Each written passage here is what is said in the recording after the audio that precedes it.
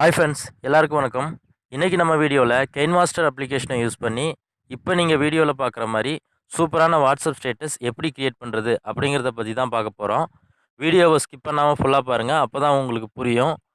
இந்த வீடியோவுக்கு யூஸ் பண்ணியிருக்கிற டெம்ப்ளேட் எல்லாமே டிஸ்கிரிப்ஷனில் இருக்குது, தேவைன்னா டவுன்லோட் பண்ணி யூஸ் பண்ணிக்கோங்க.